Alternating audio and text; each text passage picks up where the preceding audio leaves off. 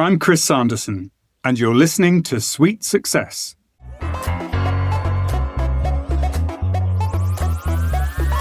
You've just checked in to Sweet Success. Join me, Katie Cline, for exclusive conversations with hotel executives, hospitality leaders, and industry innovators. Together, we'll uncover the strategies and techniques these masters of hospitality relentlessly refine. Whether you're already in the industry or just starting out, tune in every week to unlock the secret to your sweet success. Hello, everyone, and welcome back to another episode of Sweet Success. I'm your host, Katie Cline, and before we get started, I want to wish everyone a very happy and healthy new year. Believe it or not, 2026 is here, and we're kicking things off exactly the way we should with the return of the incredible Chris Sanderson. Chris is our first ever repeat guest. And as the co-founder of The Future Laboratory, a global leader in trend forecasting, consumer insight, and brand strategy, you can probably guess why. He joined us at the start of last year to walk through the Future 5 2025 predictions, and that episode quickly became a listener favorite. So today, he's back to unpack their new report, which will be crucial for success in 2026. New Codes of Luxury, elevating the guest experience in luxury hospitality with AI. Chris, thank you so much for being here again. Oh, thank you, Katie, for inviting me back. It's great to know that I'm a listener favorite. That's making my years off to a great start.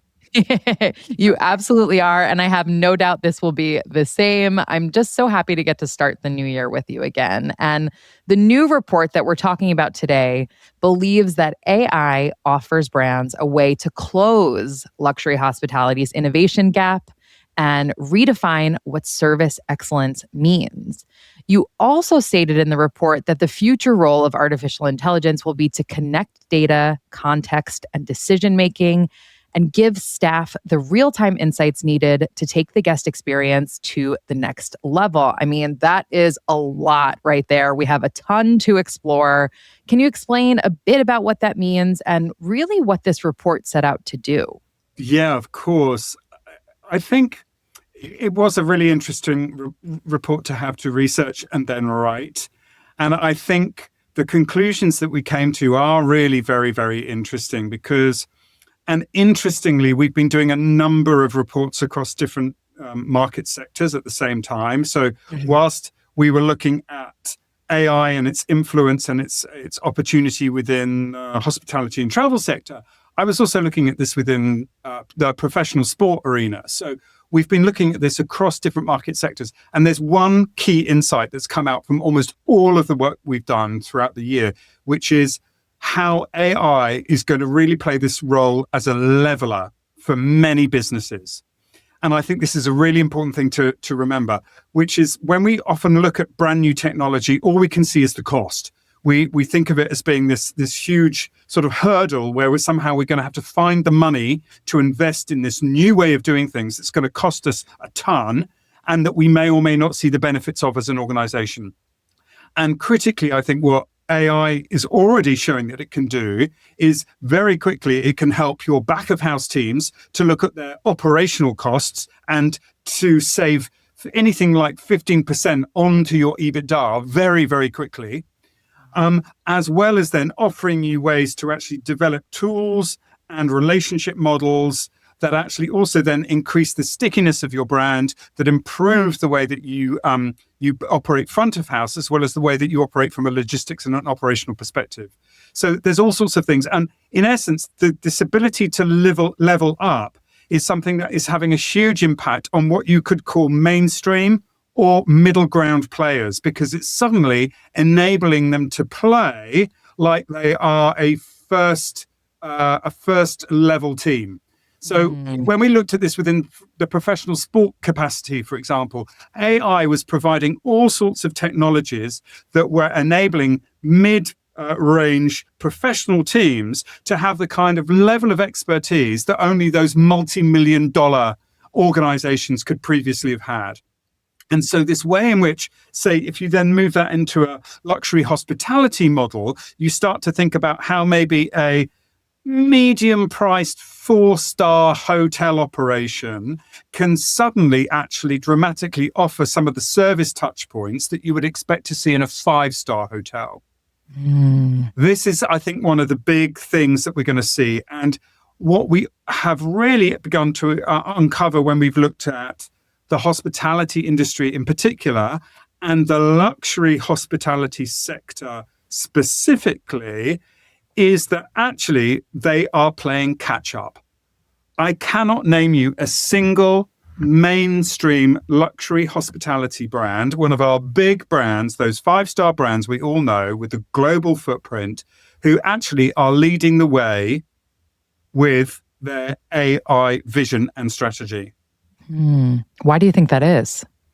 I think they're all being a bit lazy, actually, to be honest. Ooh, Um, starting off the new year with some spice, Chris. I yeah, like it. yeah. I think they're resting on their laurels. I think, as we all know, hospitality was very quick to market when the good old internet started up way back in 1995, etc.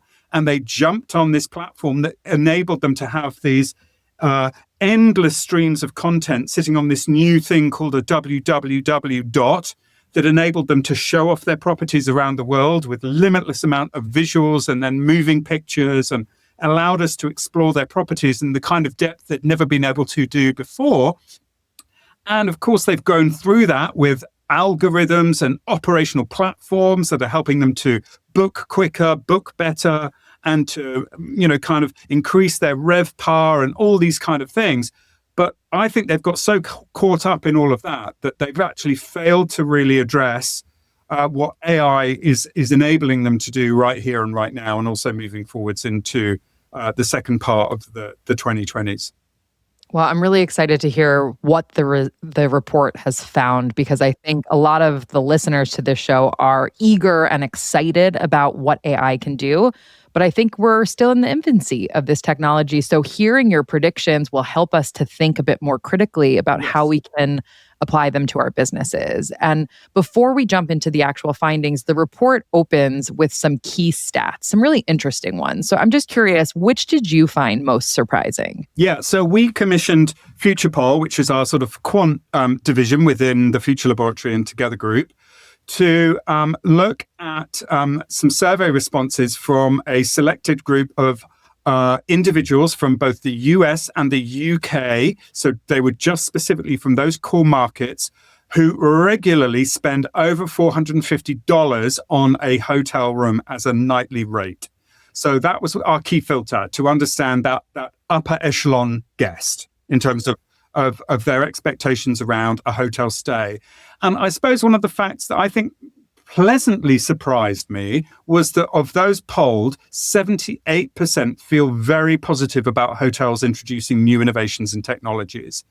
And so I thought that was great to actually begin to understand that we've got a customer who here is actually really excited about the way that their hotel stay can change. And sure, they still want efficiency, they still want convenience, they want a seamless experience, and they want things to be human first. But this sense that they're really open-minded about the way that their hotel experience can continue to develop and change, I thought was really positive. That's really exciting. So let's jump into the report. The first part is all about new luxury mindsets, perfectly segued after what you just said.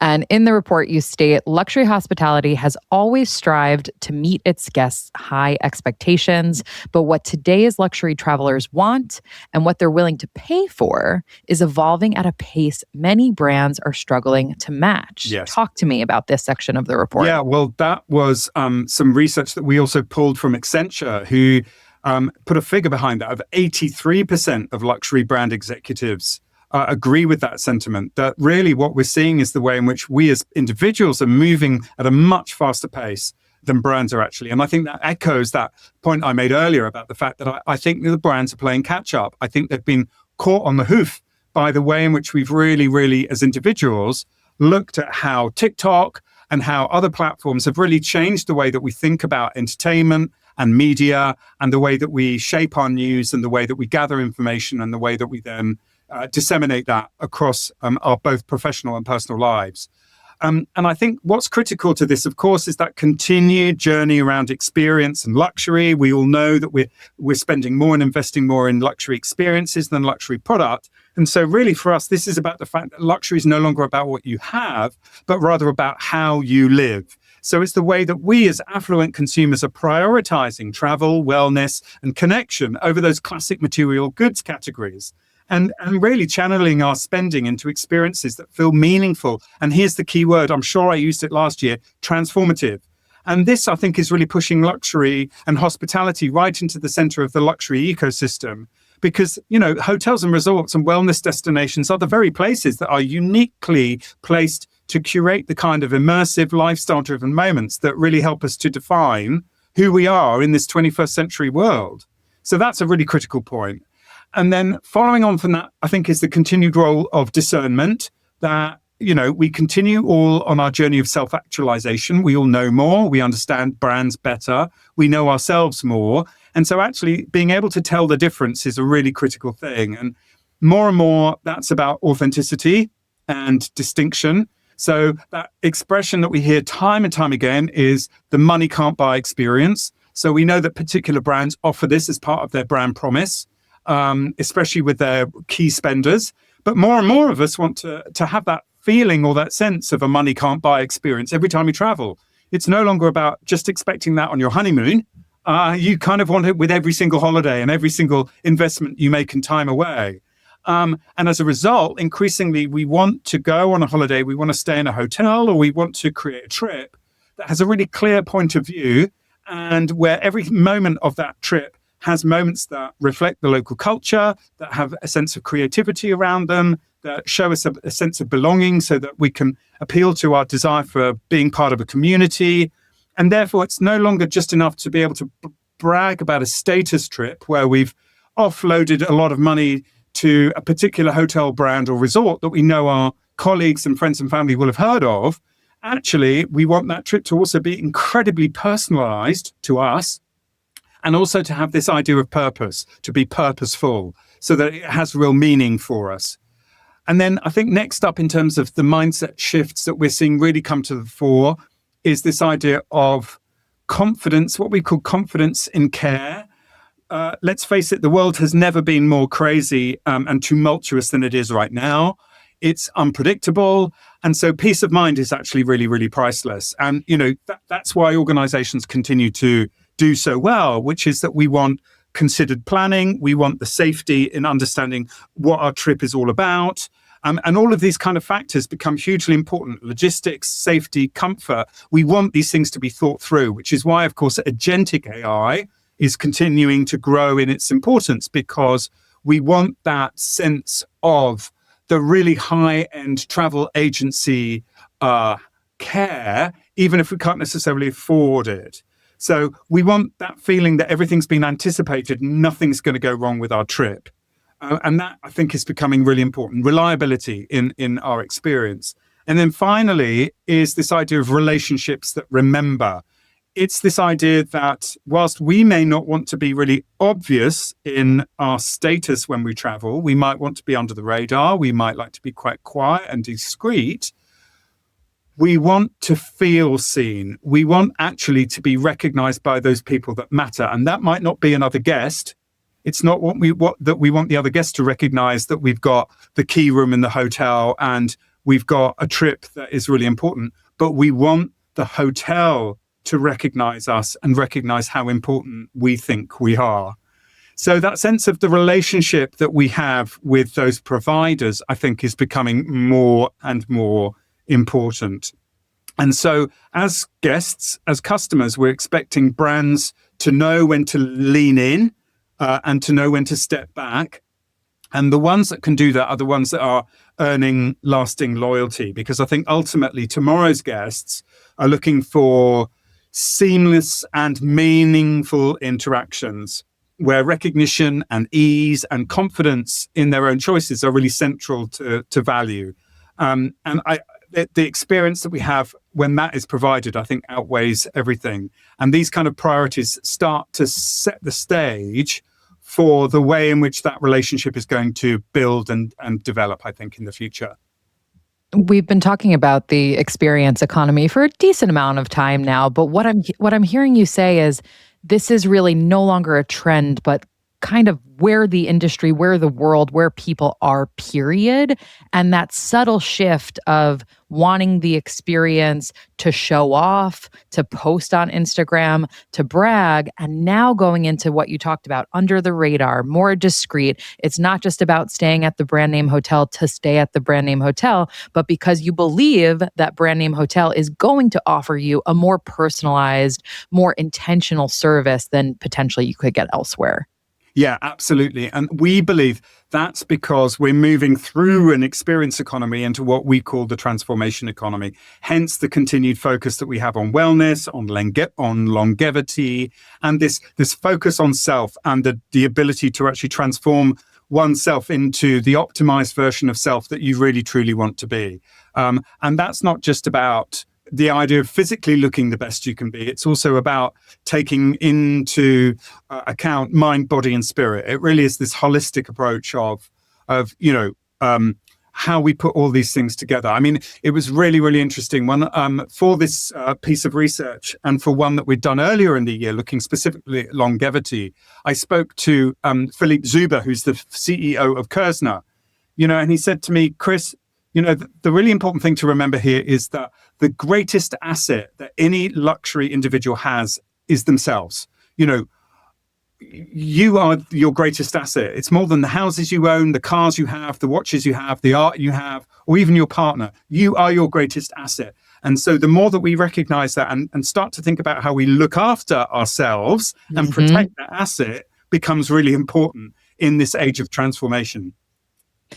It also takes it away from feeling selfish, right? Because it's like, well, I just need to take care of it. I need to take care of this the way that I would my other assets. So it almost gives you that permission slip of it's not self-indulgent for self-indulgence sake. It's because that is the basis for everything else going forward. Absolutely. It's a really critical difference. And some people might kind of think, yeah, that's really just splitting hairs. But I do actually think that out of that kind of purposeful sense of identifying the time that you spend on your own self-improvement is actually relative to the development, not just of you in isolation, but also your role in a community and your role in society. So, the more that you can actually be focused as an individual to be at peace with yourself and to be content means probably as an individual, you're going to be able to spend a lot more time looking out and thinking about other people too. Mm-hmm. Let's move into the second section of the report. And this all talks about the future AI frontiers. Tell me a bit about that. Yeah, so this is where we start to think about how brands can cater for these new and emerging luxury mindsets. And here we identified 4 major shifts that really are changing how guests discover, experience, and connect with brands.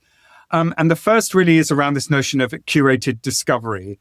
And it really is how AI is becoming luxury's new concierge. So this is already obviously a hot topic. It's how the idea of agentic AI and also intelligent services can help expand what guests can discover and also help keep recommendations aligned to the brand's tone of voice, its taste, and its sense of place. And so this critical role, I think, of curation is hugely important.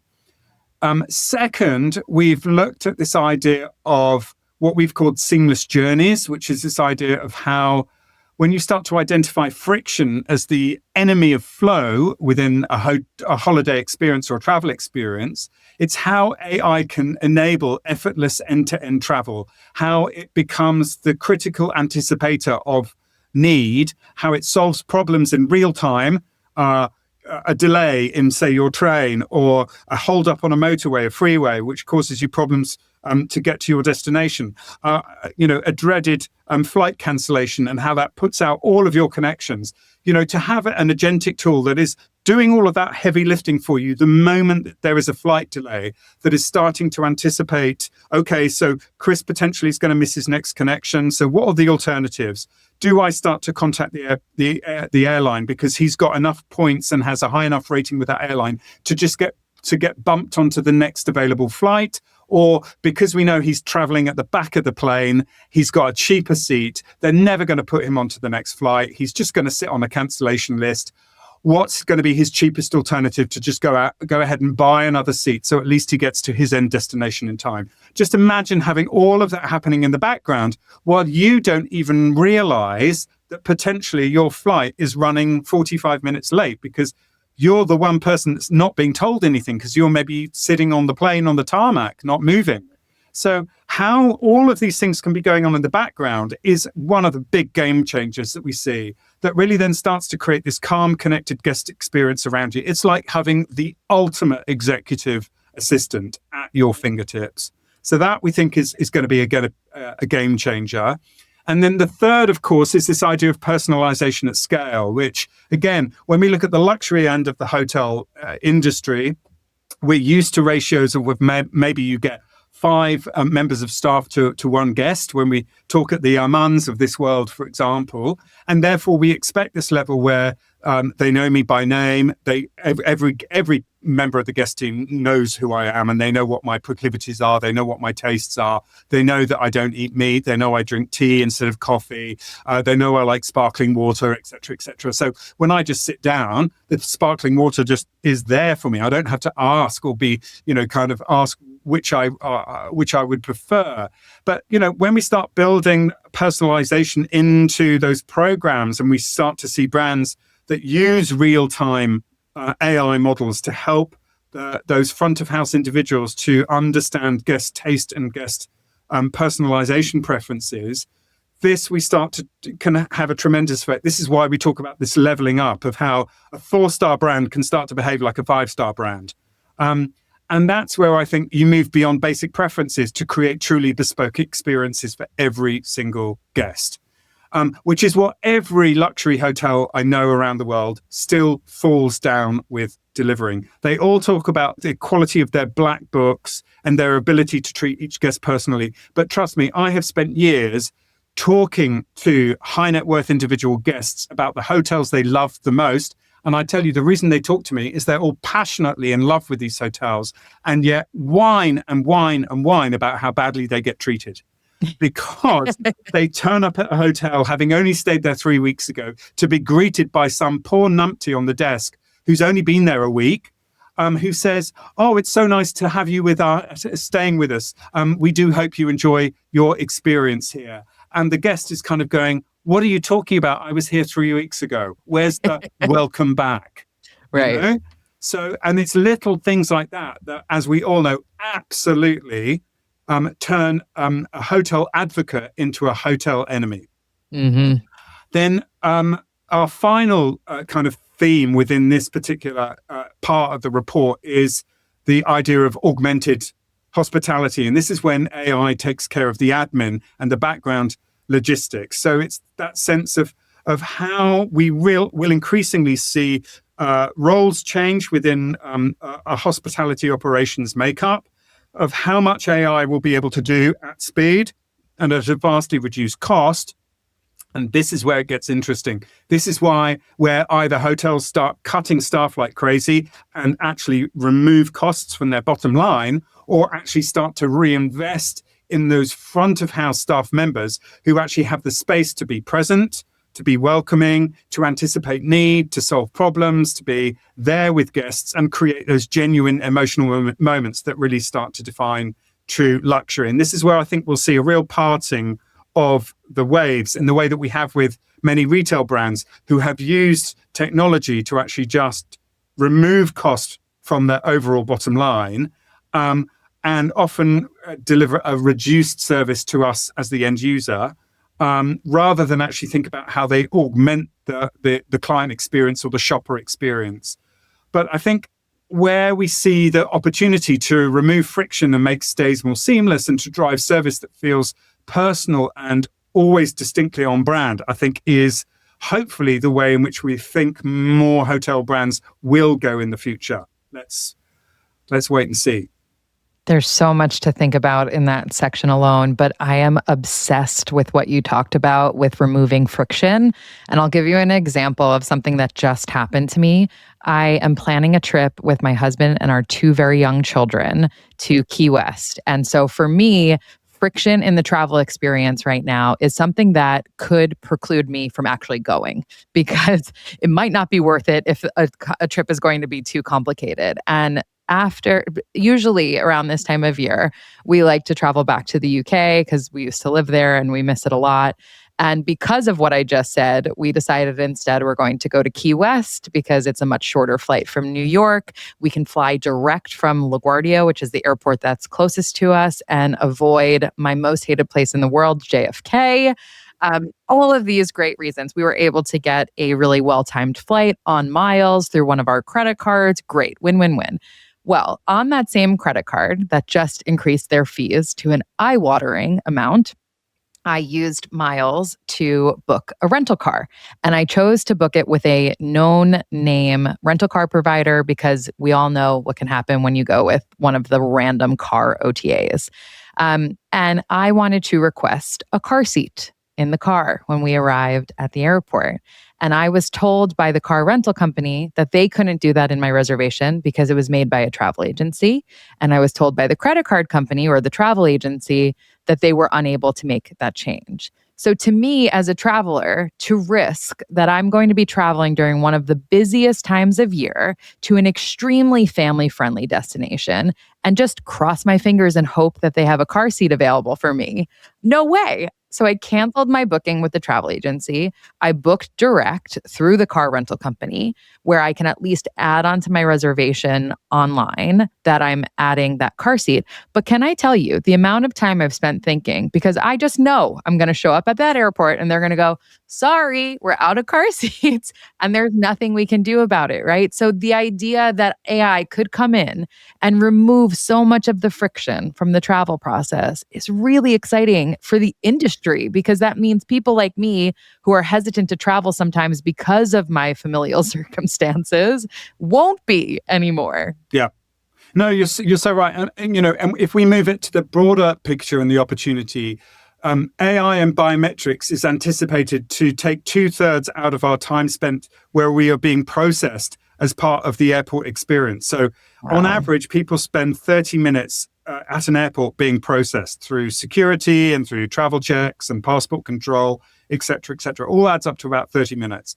Mm-hmm. And if it's at JFK, that's an hour and 30 minutes. Of course. We'll make it 3. Yeah.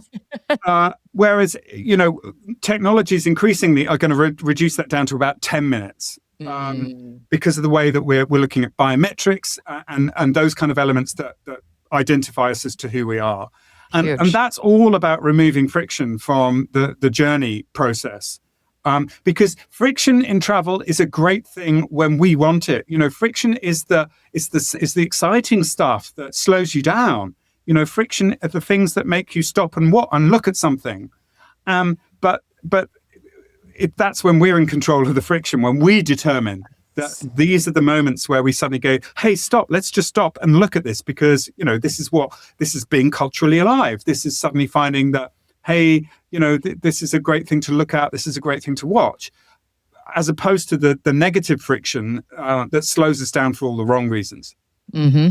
Absolutely. Okay, final section of the report, part 3. It's titled Hospitality's Digital Transformation. Tell us about that part. Okay, so this is where we start to explore how AI is redefining operational excellence and service for the future of luxury hospitality. And this is where we begin to understand, of course, not all brands are going to look the same or perform the same. And so we start to think about how both challenger and legacy brands, I think, are going to deal with the impact of AI. Because I think for new entrants, AI, as I've said, is a leveler up. It's going to represent a fast track to future advantage. Whereas I think for legacy players, a lot of them are actually going to be challenged by what this means. They're going to imagine these are hurdles that are going to cost them a lot, that are going to involve massive change in terms of their current structure and their operational hierarchies. And this shift, I think, is going to take a lot of time to integrate. And so I think this is why many larger brands are currently on the back foot with AI. They simply can't get their head around where to start, what it's going to do first, and they just think it's all going to be about problem and cost, and maybe also remove their jobs. So I think, this is where it gets really interesting. So for us, we identified kind of 3 key areas that we see as the kind of big takeouts moving forward. And the first is that AI really is going to be a driver of anticipatory service.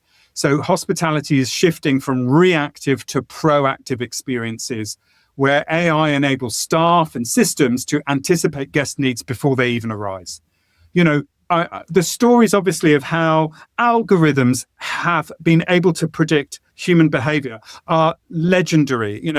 They've been around for the last 25 years. As long as we've been doing market surveys and database collections on consumer behavior, you can understand that actually, as people, we are really easy to predict. Mm-hmm. And so the moment that we start to apply that to hospitality in a way that I don't think we have really before, in a way that retail has, if you think about a brand like Walmart, who absolutely, through its loyalty cards and programs, absolutely understands its customers really, really well and knows exactly kind of what life stage they're in and what their needs are and how they can target them with very specific offers and purchase executions. I think we're going to see the same happen within hospitality. So that's a really critical one, how we actually anticipate what our guest needs before they even know it. And then the second is this idea of intelligent systems that start to deepen human connection. So it isn't all just about the back of house. It isn't just about making the ordering of inventory quicker and faster and cheaper and removing cost from the bottom line. It's that technology's real value lies in enhancing empathy and understanding how using data to create genuine care and personalized moments is really important. It's not just about efficiency. That's really important, but I think these tools are really going to change the way that front of house teams can behave. It's their ability to live be able to send you a little message as somebody on a front desk and say, that person who's just arrived has had a really stressful journey. You should be able to see it on their face, but just in case you didn't notice, their flight was 3 hours delayed. They had a problem with their car hire because they didn't provide the car seat. And they also broke down on the way. So if you can just offer them something extra at check-in that's going to make them feel special, we're going to have won the day. Mm-hmm. Boom, job done. Mm-hmm. In the way that we know Ritz-Carlton and Four Seasons and other brands deliberately give their front of house team the autonomy to make decisions of how to make our guest feel better.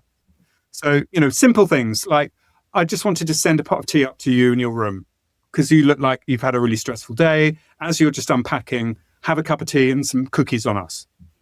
It's such a simple thing that would bring me to tears. Because it's not just about the gift of tea. It's the fact that the person turning up is saying, gosh, you look really stressed when you checked in. We just thought a cup of tea would, help just, ease you into your afternoon. Yeah. And then thirdly, hospitality, we believe, is going to be the blueprint for luxury innovation. So the way that the hospitality industry is going to respond to AI, we think is going to be a bit of an agenda setter for actually how other brands are going to need to respond. In the same way that when it got it right, hospitality really harnessed the power of the internet in a way that other brands were really late to market with. If you think back to retail was really bad about selling online in the first instance because they were all terrified and didn't really understand about what it would do to bricks and mortar. So can you remember all those debates that businesses had about online selling? And also about Amazon, especially the luxury fashion brands. It was like, no way am I ever going to sell on Amazon. And now exactly, they all have shop exactly. fronts. So, so I think luxury can actually show the way forward, and AI-driven models can point to a broader transformation across luxury industries, from one-off transactions to this idea of continuous relationship-based engagement. And this is where I think it gets really exciting. I still cannot find, as a case study, a hotel brand that really is starting to offer me end-to-end engagement through a digital device that I want to connect with on a regular basis, that is actually thinking about me as a continuous customer. Most of them still only regard me as a customer the moment I make a booking or when I walk through the lobby. Mm-hmm. And that is nuts in the 21st century. I should be having a relationship with my hotel brands of choice every week. They should be sending me kind of messages, engaging with me in conversation, helping me to think about what some of my next planning might be for the next year, maybe just asking me questions about my previous trip, looking at what I'm posting on social to work out if there's anything that they can help me with, whatever it is, building a 365 relationship is the next big, I think, touchstone for luxury, specifically luxury, but hospitality brands in general. Because again, the whole point is the leveling up that so many more brands are going to be able to behave like a luxury brand at very little extra addition to cost because of AI. You referenced earlier speaking with Philippe from Kerzner, and I thought it was super interesting that this report was not only created by you guys at the Future Laboratory in partnership with Together Group, but you also consulted with some of the top names in the industry, like you just mentioned with Philippe, or the Global Chief Brand and Marketing Officer for Mandarin Oriental, or even the co-founder of Black Tomato, Tom Marchant, who's been a guest of this podcast as well. Why was it so important for you to bring in these thought leaders in the process? And did they share anything surprising along the way with you? That's such a great question. Thank you, Katie. Yeah, look, as a future-facing organization, we don't conduct focus groups because our perspective is that we already know what the customer knows. So what can the customer teach me that I don't already know? So I'm not really interested in talking to average consumers, but we want to talk to either super consumers, those people who are really doing what most consumers aren't doing. So that small group of early adopters who sit at 15% of that being ahead of the curve of the main drift of how consumers approach newness and look at new ideas. So I'd either be talking to early adopters or, of course, industry experts. And as a business that at its heart behaves, because most of us were, as journalists, we're constantly thinking from an editorial perspective. So, when you pitch an idea to your editor says to you, well, what's the hook? What's the hook of this story? Why are my readers going to read it? And then they'll say, well, prove to me that this is of interest. And in order to do that, you go out and you interview people. And it's the same thing. In order to demonstrate, we look at the statistics and the analysis on the numbers that might show that the market is moving in this way. But I'd also want to be able to reach out to somebody like Alex Schellenberger, who's the Global Chief Brand and Marketing Officer at Mandarin Oriental, to ask him about what his perspective is on AI and what are they doing at Mandarin Oriental to look at implementing AI strategy within their organization. And, that's when he will start to talk to me a bit about the fact of how they're looking at harnessing AI to create more personalized experiences for their guests, where the data travels across different touch points, as he put it. So that's what we're constantly looking for, is that deeper understanding of how a market is shifting and how an understanding of market can really help us to write the kind of reports that we pull together. Mm-hmm. And any insights that came from those conversations that you completely didn't see coming? Yeah, I think when it comes to some of the quotes that we received, I mean, I've kind of said it before, but I just think she said it so succinctly. So we spoke to Tamara Lohan, who's one of the founders of Mr. and Mrs. Smith, the kind of high-end fix-it travel agency and website portal that helps you to find great deals for amazing hotels.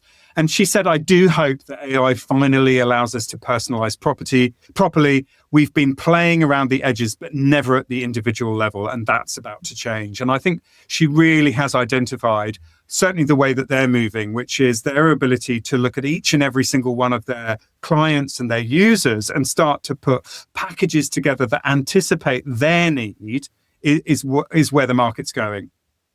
I think what Tamara Lohan, who is one of the founders at Mr. and Mrs. Smith, really neatly identified was the way in which AI is going to allow us to personalize property. And she said, we've been playing around the edges, but never at the individual level. And that's about to change. And that really is, I think, a really important insight. Personalization at scale. Luxury has been about that kind of ratio that offers a very small percentage of high-paying guests this sense of being special and being treated like a rock star. And the big shift is going to be that all of us are going to be able to enjoy that rock star moment because of personalization at scale. If you had to summarize the key takeaways of this report, what would they be? Well, for me, as I've said, it would be this idea of get ready for a huge amount of leveling up. This idea that 4-star brands and even 3-star brands are going to be able to behave like 5-star brands, that AI will be the driver of anticipatory service, that intelligent systems aren't just going to save us money, but they're going to deepen human connection.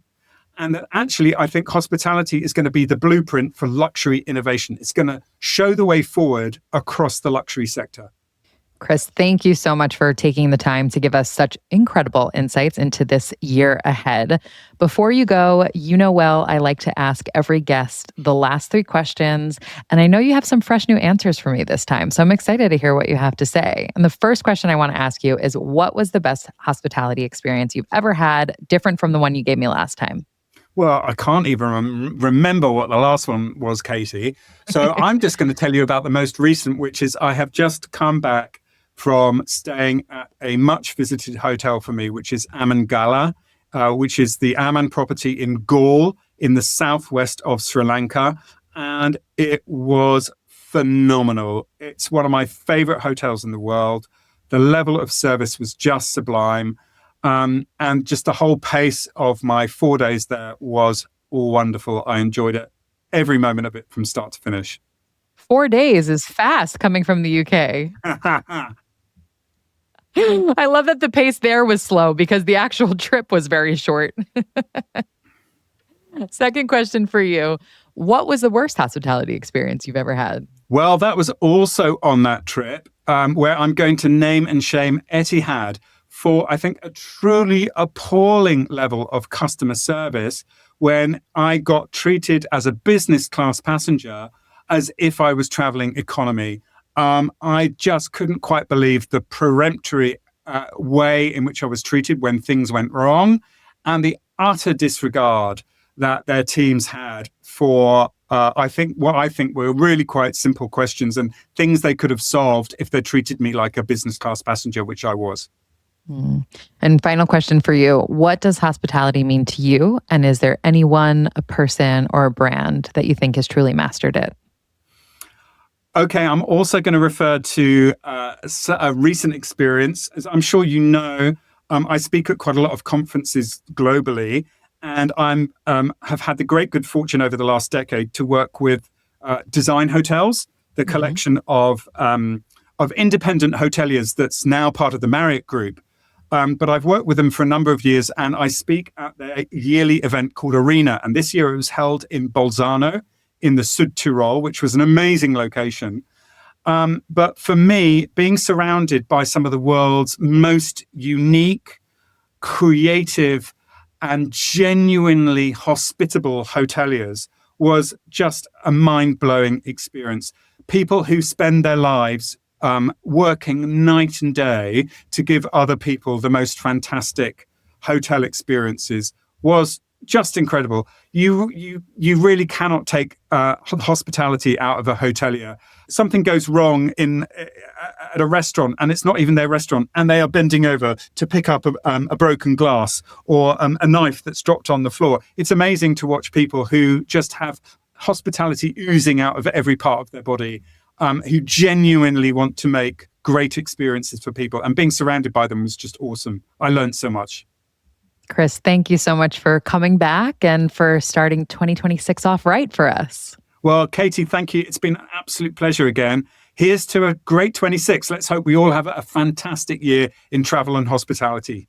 All right, everyone. It's time for today's sweet summary, where I break down the key insights and actionable takeaways from today's conversation. What a blast it was to have Chris Sanderson back on the show. For anyone interested, I'll link last year's predictions from Chris in the show notes. But I just love kicking off a new year with some fresh predictions and, dare I say, some spicy hot takes.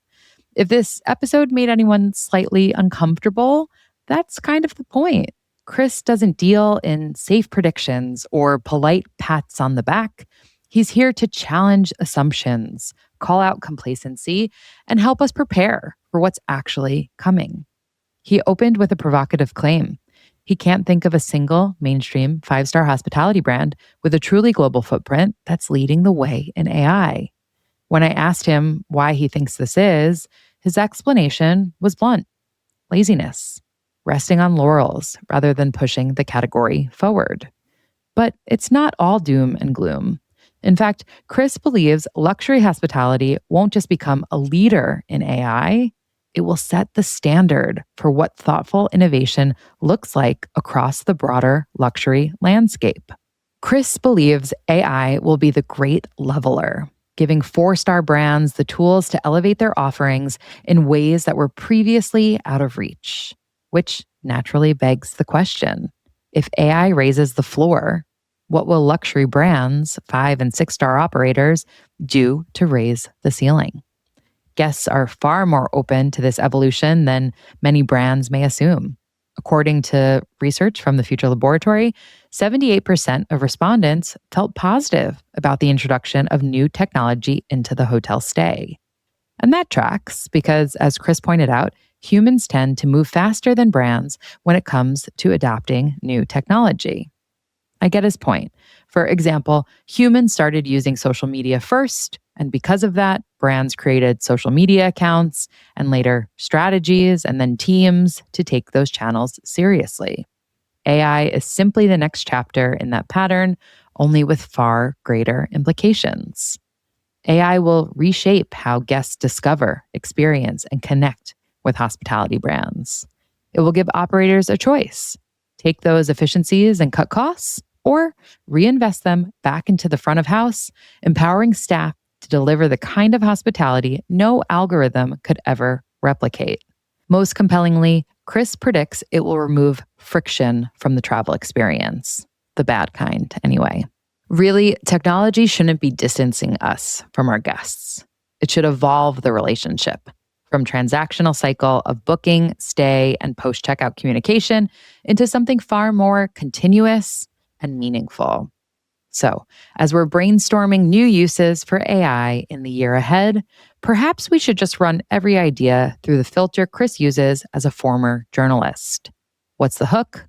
Why does it matter to my guest? Why would they care? And then let's prove it. And that concludes another episode of Sweet Success. If you enjoyed today's conversation, please subscribe, rate, and review the show. We all know how important those 5-star reviews are. I also want to say a massive thank you to each and every one of you for tuning in. It means the absolute world to me. And I'd love to hear from you. If you have ideas for future guests, new topics to cover, or even just want to say hi, don't be shy.